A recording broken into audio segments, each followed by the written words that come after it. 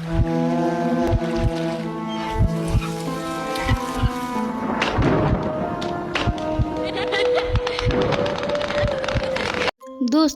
अगर आप haunted story सुनना पसंद करते हो तो एक स्टोरी तो सभी ने ज़रूर सुनी होगी, जो है भानगढ़ के किले की स्टोरी। भानगढ़ का किला इंडिया का एक मोस्ट हॉन्टेड प्लेस में से एक है। जो जो वहाँ गए हैं, चाहे वो घूमने के लिए गए हों या फिर किसी रिसर्च के लिए, सभी ने वहाँ की निगेटिविटी को फील किया है। दिन हो या रात, किसी भी वक्त जो लोग वहाँ गए हैं वो लोग वहाँ की स्टोरीज़ पर बिलीव करते हैं, और जो लोग नहीं गए हैं इसे एक काल्पनिक स्टोरी समझते हैं। कहानी शुरू होती है एक young adventure film maker Rohit से।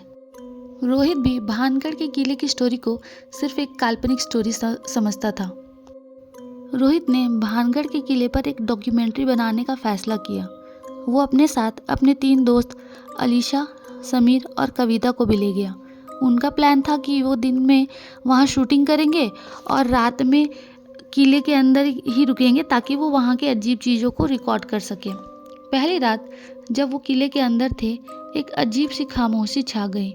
उन्हें अजीब सी आवाज़ें आने लगी, जैसे कि कोई पैरों की आवाज़। उन्होंने सोचा कि ये चूहों या जानवरों की आवाज़ें हैं, लेकिन तभी उन्होंने देखा कि एक पुराने कमरे के दरवाजे के पास एक परछाई दिखी, जो एक आदमी की तरह लग रही थी। रोहित ने तुरंत कैमरा ऑन किया और उसकी तरफ भागा, लेकिन वह परछाई वहाँ से गायब हो गई। सभी दोस्त काफ़ी डर गए थे इस बात से। उन्होंने रात में वहाँ ठहरना सही नहीं समझा और वहाँ से निकल गए।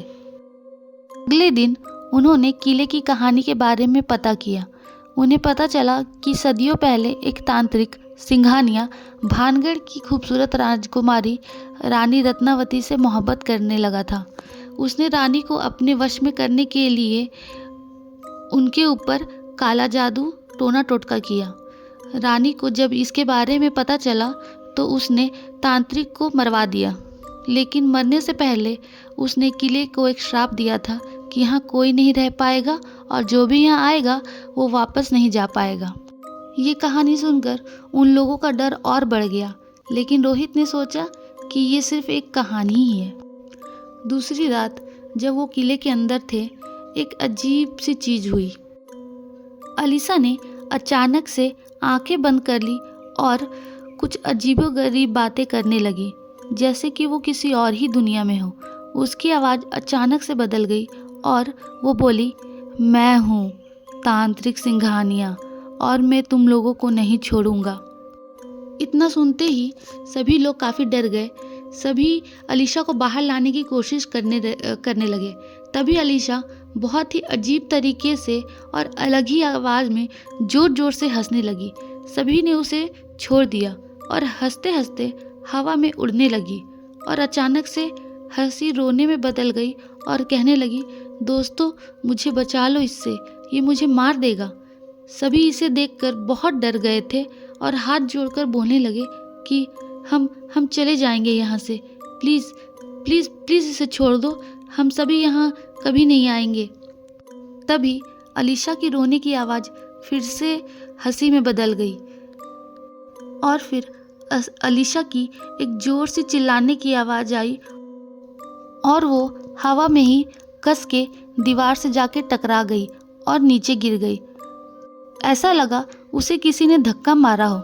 जैसे ही अलीशा नीचे गिरी, वो रोने लगी और इस बार उसकी आवाज़ नॉर्मल हो गई थी। सब लोग घबरा गए और अलीशा को बाहर ले जाने की कोशिश करने लगे, लेकिन तभी किले के दरवाजे खुद ब खुद बंद हो गए। उन्हें हर तरफ से अजीब सी आवाज़ें आने लगी और उन्हें एक बुरी शक्ति के एहसास हुआ। उन्हें लगा कि वो सब उनके पीछे हैं और उन्हें मारने वाले हैं। वो सब डर से किले के बाहर भागने लगे, लेकिन समीर अपना सारा सामान लेने के चक्कर में थोड़ा पीछे रह गया था। उसे एक अजीब सी शक्ति ने पकड़ लिया था। समीर दौड़ने की कोशिश करता है और दौड़ते दौड़ते गिर जाता है, जैसे किसी ने उसे पकड़ लिया हो। उसने मदद के लिए चिल्लाया। रोहित मुड़ा और उसकी मदद करने के लिए उसकी ओर जैसे बढ़ा, उसने देखा कि समीर अचानक से हवा में घिसता चला जा रहा है और एक अंधेरे कमरे के अंदर चला गया, जैसे किसी शक्ति ने उसे अंदर खींच लिया हो, और उसकी आवाज़ अचानक से बंद हो गई। रोहित समीर समीर चिल्ला रहा था। कविता और अलीशा ने रोहित को आवाज़ लगाई, रोहित चलो यहाँ से, और रोहित को खींचकर अपने साथ बाहर ले गए कि 3 लोग किसी तरह किले से बाहर निकलने में कामयाब हो गए। लेकिन वो अपनी ज़िंदगी में कभी भानगढ़ नहीं भूल पाएंगे। समीर कभी वापस नहीं आया और उसके चाहने वाले आज भी उसकी तलाश में हैं। फ्रेंड्स, आज की स्टोरी यहीं ख़त्म होती है।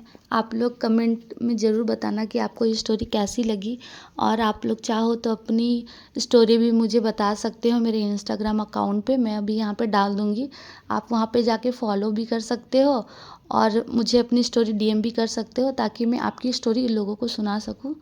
आप लोग को बहुत बहुत शुक्रिया अगर आप लोग ऐसा करते हो तो, और बाकी तो थैंक यू।